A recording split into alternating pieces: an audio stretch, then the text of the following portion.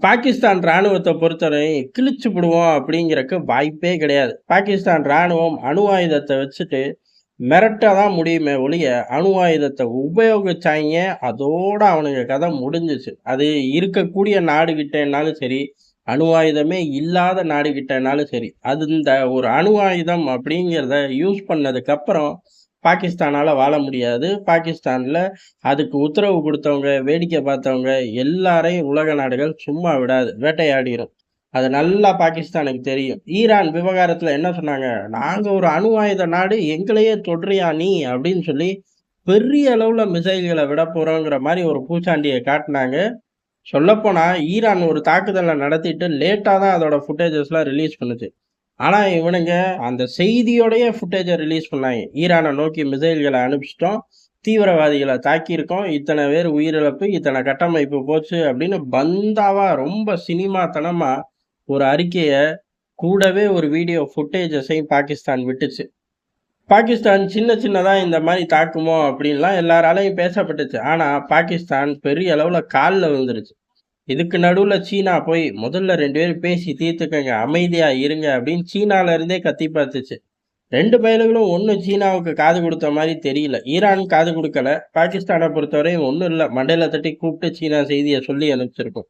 இப்ப என்ன நடக்குது அப்புட்ன்னா, பாகிஸ்தான் நேரடியா ஈரான்ட்ட ஃபோன் போட்டு கால்ல விழுந்துருச்சு. ஈரான் தான் அப்பயே சொன்னுச்சே, பாகிஸ்தான் தான் ஈரான்ட்ட, "ஏகப்பட்ட சேனல் இருக்கு. எங்கள போய் தாக்கி புட்டீங்களே" அப்படின்னு. அப்படி சொன்ன வாய் தான், நேரடியா ஏதோ ஒரு சேனல்ல போய் கால்ல விழுந்து, ஈரானும், பாகிஸ்தானும் நட்பு நாடுகள். அப்படியே சின்ன சின்ன விஷயங்கள் இருந்தாலும், அத நாங்க பேசி தீர்த்துக்குவோம் அப்படின்னு சொல்லி, ஓரளவு சமரசமா முடிச்சுட்டார்கள். ஆனா, ஈரானுக்குள்ள பத்திக்கிச்சு. அது எப்புட்றா பாகிஸ்தான் தாக்குதல் நடத்துது, நீங்க அமைதியா இருப்பீங்களா? இப்ராஹிம் ரைசி ஒரு வெட்டிப் பய அப்படிங்கிற மாரி, பெரிய அளவுல ஈரானுக்குள்ள புகைய ஆரம்பிச்ச காலகட்டத்துல தான் பாகிஸ்தான் போய் விழுந்துருச்சு. இல்ல அப்புட்ன்னா, இப்படியே வேடிக்கை பார்த்துக்கிட்டு இருந்திருக்கும். ஈரான் தாக்குனா பார்த்துக்குவோம், தாக்க மாட்டார்கள், ஒண்ணுக்கு ஒண்ணு சரியா போச்சு அப்படிங்கிற ஒரு கணக்குல தான் படுத்து கிடந்தாய்ங்க. ஆனா, ஈரான்ல ஒரு பெரிய புரட்சியே வெடிச்சிருங்கிற ஒரு சூழ்நிலை உருவாயிருச்சு. அப்படி உருவான உடனே பயந்துட்டு, இம்மீடியட்டா நமக்கு தெரிஞ்ச வேலை என்ன? கால்ல விழுகிறது. அத செஞ்சுருவோம் அப்படின்னு சொல்லி, ஈரான் கால்ல விழுந்துட்டு, ஒரு பெரும் மூச்சு, ஓரளவு இனிமே தாக்குதல் வராது, சமாளிச்சுட்டோம் அப்படின்னு ஊரு திரும்ப வேணாம். ஏன்னா ரூம்ல உட்கார்ந்து ஃபோன்ல தான் போட்டு கால்ல விழுந்தாய்ங்க. ஃபோன வைக்கிறக்குள்ள அடுத்த செய்தி வந்துருச்சு. என்ன அப்புட்ன்னா, ஆப்கானிஸ்தான் பார்டர்ல சண்டை அப்படின்னு. சண்டைன்னா சண்டை, பெரும் சண்டை. எப்பவும் ஆப்கானிஸ்தான்ல இருந்து தாலிபான்கள் பெரிய அளவுல 1, 2 துப்பாக்கிச் சூடு நடத்துவார்கள். இந்த தடவ அப்படி கிடையாது. மணிக்கணக்குல துப்பாக்கிச் சூடு.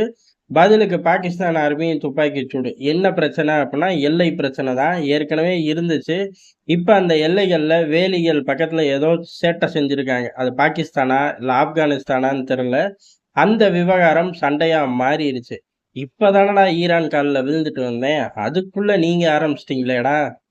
ஈரானுக்குள்ள மிசைல் விட்டேன், கால்ல விழுந்தேன். உங்ககிட்ட மிசைல விட்டோம்னா கால்ல கூட விழ முடியாதே! பாகிஸ்தான் தாலிபான்கள கிட்ட பாகிஸ்தான்குள்ளேயே நடு ரோட்ல வச்சு கால்ல விழுன்னு அடம் பிடிப்பாங்களே! அப்படிங்கிற மனநிலையில, இதுலருந்து எப்படி தப்பிக்கிறது, பிழைக்கிறதுன்னு வழி தேடுது.